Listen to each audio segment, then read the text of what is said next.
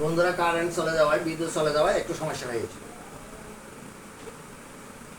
এবার মুনাফা আসল হচ্ছে 1.5 গুণ। মুনাফা আসল বের করলাম 13,500 টাকা, 13,500 টাকা।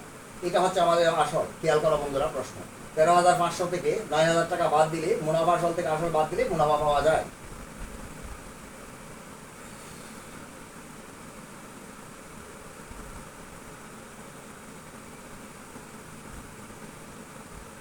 সুতরাং এর পরের লাইন, মুনাফা সমান 13,500। দেখো বন্ধুরা, কমা দিলে কি উপকার হয়? 9,000 এবং পাশে টাকা লিখে দিলে 13,500 থেকে 9,000 বিয়োগ করলে 4,500 টাকা। এটা আমাদের মুনাফা। আমরা পেয়ে গেলাম মুনাফা। আমরা পেয়েছি আর এর মান হচ্ছে মুনাফার হার। তাহলে আমাদের বের করতে বলছে উক্ত সময়টা বের করতে বলছে।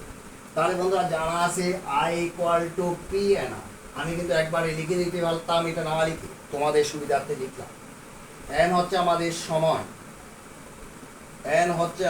সময়,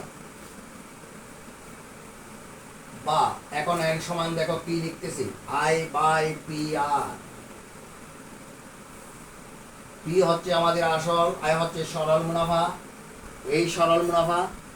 পি হচ্ছে আমাদের আসল হচ্ছে 9,000 টাকা, আর হচ্ছে আমাদের 25/3। এবার যেটা উত্তর বের হবে সেটাই হয়ে যাবে অঙ্কের উত্তর। এবার আসি 25/3 বা এন ইকুয়াল টু আই এর মান 4,500, পি এর মান 9,000, আর এর মান 25/3 বা এন ইকুয়াল টু 25 দিয়ে এটাকে, আচ্ছা আগে 4,500 লিখি। 25 দিয়ে এটাকে ভাগ করলে 3 25 75, 15 150 125 150, শূন্য বসে গেছে, গুণ 3। বন্ধুরা অঙ্ক সহজ করার জন্য একেবারে গুণ করে দিই নাই, ক্যালকুলেটর ছাড়া করা যাবে। ইকুয়াল টু এর পরের লাইন, এন সমান এই শূন্য কাটলাম, এটা দিয়ে কাটলে 3 15 45 150। তাহলে একটু কাটাকাটি করে দেখাতে হবে। আটা না দিলে ভালো হবে বন্ধুরা। এইটাই 3 15 45 150, নিচে আছে 36।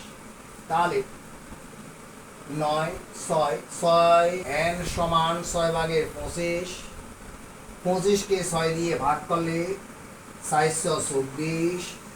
25 থেকে 24 বিয়োগ করলে 1, 6/1, 4/6 আমাদের ওই অঙ্ক উত্তর সবাই আছে। উত্তর সময় হচ্ছে এন এর মান বের হয়ে গেছে, আমাদের অঙ্ক শেষ, উত্তর বের হয়ে গেল।